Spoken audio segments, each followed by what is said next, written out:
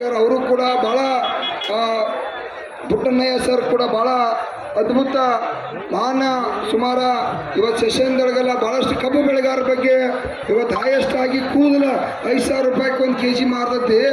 ನಾವು ಕಬ್ಬು ಬೆಳೆದ್ರೆ ಇದ್ಯಾಕೆ ಮಾರವಾದ ಮಗಂದತ್ತೇಳಿ ಇವತ್ತು ಸೆಷನ್ದಾಗ ಚರ್ಚೆ ಮಾಡಿರ್ತಕ್ಕಂಥ ಇತಿಹಾಸದ ಪುಟ್ಟಣ್ಣಯ್ಯ ಸರ್ ಕೂಡ ಭಾಳ ಅದ್ಭುತ. ಅವರ ಪುತ್ರರಾಗಿ ಮತ್ತು ಅವರು ಕೂಡ ಶಾಸಕರಾಗಿ ಇವತ್ತು ರೈತರ ರಕ್ಷಣೆ ಮಾಡಲಿಕ್ಕೆ ಅವ್ರ ಕ್ಷೇತ್ರದಲ್ಲಿ ಆಯ್ತು ಇಡೀ ರಾಜ್ಯದಲ್ಲಿ ರೈತರ ಬಗ್ಗೆ ಚಿಂತನೆಯನ್ನು ಮಾಡ್ತಾ ಇದ್ದಾರೆ. ಅಂಥ ಮಹಾತ್ಮರ ಇವತ್ತು ಮಹಾನ್ ವ್ಯಕ್ತಿಗಳು ನಮ್ಮಲ್ಲಿ ಬಂದರು. ಅವರು ಕೂಡ ನಿಮ್ಮನ್ನು ಉದ್ದೇಶಿಸಿ ದಯವಿಟ್ಟು ಮಾತಾಡಬೇಕಂತ ತಮ್ಮಲ್ಲಿ ವಿನಂತಿ.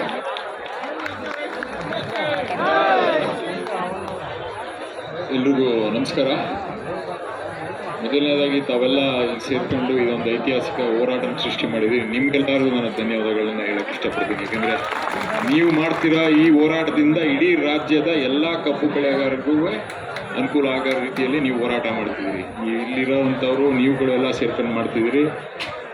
ಈಗ ಚುನಪ್ಪ ಅವ್ರು ಹೇಳ್ದಂಗೆ ಹೋದ ಸತಿನೂ ಡಿಸೆಂಬರಲ್ಲಿ ನಾವೆಲ್ಲ ಸೇರ್ಕೊಂಡು ಒಂದು ದೊಡ್ಡ ಮಟ್ಟದಲ್ಲಿ 20,000 ಜನ ಸೇರ್ಕೊಂಡು ಎಲ್ಲ ಹೋರಾಟ ಮಾಡಿದ್ವಿ.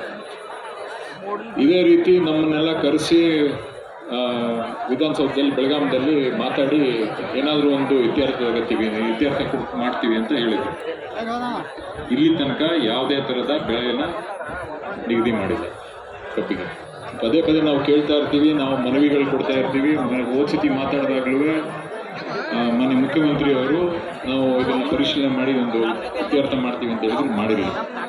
ಈ ಸತಿ ಅವ್ರೇನಾದರೂ ನಾವು ಕರೀತಾ ಇದ್ದೀರಿ ಅಂತ ಹೇಳ್ತಾ ಇದ್ರು. ಅವ್ರು ಏನೇ ಬಂದು ಹೇಳಿದ್ರು ಇಲ್ಲೇ ಹೇಳಬೇಕು. ಯಾಕೆಂದರೆ ಜನರ ನಿಮ್ಮಗಳ ಮಧ್ಯೆ ಈ ಒಂದು ಇತ್ಯರ್ಥ ಆಗಿರುವಂಥದ್ದು ನಿಮ್ಮನ್ನು ಬಿಟ್ಟು ಅಲ್ಲೋಗಿ ನಾವು ಬಾಗಿಲು ಮುಚ್ಕೊಂಡು ಅವ್ರ ಜೊತೆ ಮಾತಾಡೋದು ಬೇಕಾಗಿಲ್ಲ. ಇಲ್ಲಿ ಬಂದು ಅಡುಗೆ ಮಾಡ್ಕೊಂಡು ಇಲ್ಲೇ ಇದ್ದು ಹೋರಾಟನ ಮಾಡ್ತಿದ್ವಿ. ಇದೇ ರೀತಿ ಹೋರಾಟನ ಮುಂದುವರ್ಸ್ಕೊಂಡು ನಾವು ನಿಮ್ಮ ಜೊತೆ ಇರ್ತೀವಿ.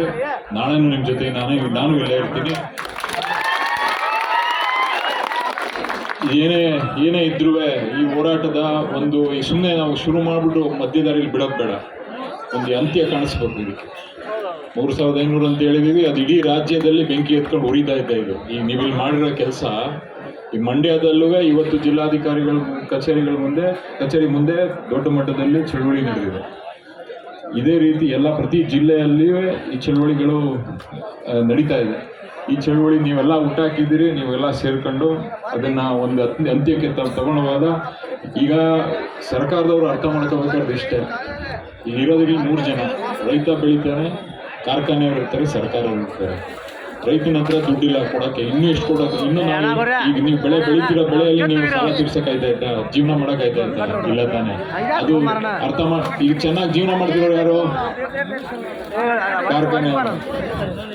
ಕಾರ್ಖಾನೆಯವರು ಚೆನ್ನಾಗಿ. ಈ ಹೋದ ಸಾರಿ 3,200 ಇತ್ತು, ಅವಾಗಲೂ ನಿಮಗೆ ಅಷ್ಟೇ ದುಡ್ಡು ಕೊಡ್ತಾ ಇದ್ರು. ಈಗ 4,000 ಆಗೈತೆ. ಇವಾಗಲೂ ಇಷ್ಟೇ ದುಡ್ಡು ಕೊಡ್ತೀವಿ ಅಂತ ಹೇಳ್ತಿದ್ದಾರೆ. 3,000 ರೂಪಾಯಿನೇ ಜಾಸ್ತಿ ಮಾಡಿಕ್ಕಿಲ್ಲ ಅಂತ ಹೇಳ್ತಿದ್ದಾರೆ. 4,000 ರೂಪಾಯಿ ಮಾಡ್ಕೊಂಡು ಅವ್ರು ಜಾಸ್ತಿ ದುಡ್ಡು ತಗೋಬೋದು, ರೈತನಿಗೆ ಜಾಸ್ತಿ ಕೊಡೋಕ್ಕಾಗಿಲ್ಲ. ಉಪ ಉತ್ಪನ್ನಗಳು ಮಾಡಿದಾಗ ಜಾಸ್ತಿ ದುಡ್ಡು ಕೊಡಬೇಕು ಅಂತ ಹೇಳಿದ್ರೆ ಎಷ್ಟು ಜನ ಉಪ ಉತ್ಪನ್ನಗಳು ಮಾಡಿ ದುಡ್ಡನ್ನ ರೈತನಿಗೆ ಕೊಡ್ತಿದ್ದಾರೆ. ಇದನ್ನೆಲ್ಲ ಗಣನೆಗೆ ತಗೊಂಡು ಸರ್ಕಾರ ಇದರಿಂದ ಟ್ಯಾಕ್ಸ್ ಎಷ್ಟು ತಗೋತಾರೆ ಅಂತ ನಿಮಗೆ ಗೊತ್ತಿರೋಂಥದ್ದು. ಸರ್ಕಾರದವ್ರೂ